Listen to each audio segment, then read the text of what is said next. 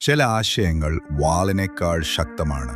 ചില ചിന്തകൾ ഭീഷണിയായി തോന്നും, പ്രത്യേകിച്ച് അവ മനുഷ്യരെ ചിന്തിക്കാൻ പഠിപ്പിക്കുമ്പോൾ. അത്തരമൊരു ചിന്തകനായിരുന്നു ജാവേദ് അഹ്മദ് ഗാമിദി. ഖുർആനെ യുക്തിയോടും ബുദ്ധിയോടും കൂടി വായിക്കണമെന്ന് പറഞ്ഞ ഒരു പണ്ഡിതൻ. പക്ഷെ അതേ ചിന്തകൾ തന്നെയാണ് ചില അതീവവാദികളെ ഭയപ്പെടുത്തിയത്. ഭീഷണികളും ആക്രമണങ്ങളും ഉയർന്നപ്പോൾ ഒരു പണ്ഡിതന് തൻ്റെ സ്വന്തം നാട് പോലും വിടേണ്ടി വന്നു. എന്നാൽ അദ്ദേഹത്തിൻ്റെ ശബ്ദം നിലച്ചില്ല. കാരണം ആശയങ്ങളെ നാടുകടത്താൻ കഴിയില്ല.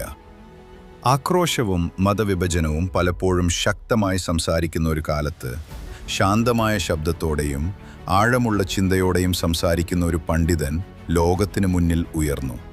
ആ ശബ്ദം ജാവേദ് അഹ്മദ് ഗാമിദിയുടേതായിരുന്നു. ഇസ്ലാമിനെ ഭയത്താലോ മുദ്രാവാക്യങ്ങളാലോ അല്ല, യുക്തിയാലും നൈതികതയാലും ഖുർആൻ കേന്ദ്രീകൃത ചിന്തയാലുമാണ് മനസ്സിലാക്കേണ്ടതെന്ന് പറഞ്ഞ ഒരു പണ്ഡിതൻ. 1951 ഏപ്രിൽ 7 പാകിസ്ഥാനിലെ പഞ്ചാബ് പ്രവിശ്യയിൽ ജനിച്ച ഗാമിദി ചെറുപ്പം മുതൽ അറിവിനോടുള്ള ആഴമുള്ള ആകാംക്ഷയോടെ വളർന്നു. അദ്ദേഹം പിന്നീട് പ്രശസ്ത ഖുർആൻ പണ്ഡിതനായ അമിൻ അഹ്സൻ ഇസ്ലാഹിയുടെ ശിഷ്യനായി.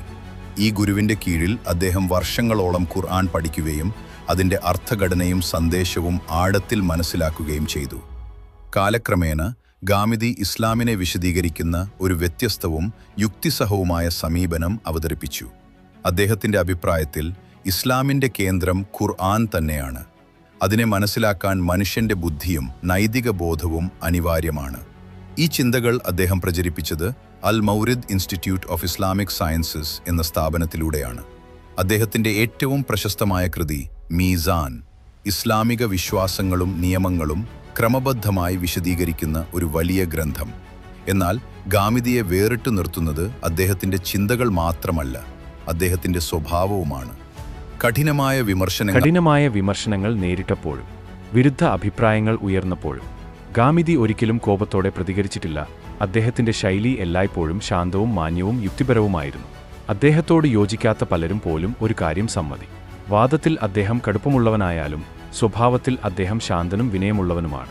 അദ്ദേഹത്തിൻ്റെ ഈ സമാധാനപരമായ സമീപനം തന്നെയാണ് ലോകമെമ്പാടുമുള്ള അനേകം ആളുകളെ അദ്ദേഹത്തിൻ്റെ ചിന്തകളിലേക്ക് ആകർഷിച്ചത്. എന്നാൽ ഈ തുറന്ന ചിന്തകളും തീവ്രവാദത്തിനെതിരായി അദ്ദേഹത്തിൻ്റെ ജീവിതം നമ്മോട് ഒരു പാഠം പറയുന്നു. സത്യം തേടുന്ന മനുഷ്യന്റെ യാത്ര പലപ്പോഴും എളുപ്പമല്ല, എന്നാൽ ധൈര്യവും ചിന്തയും ഉള്ളവർ ചരിത്രത്തിൽ തങ്ങളുടെ ശബ്ദം പതിപ്പിച്ചു പോകും.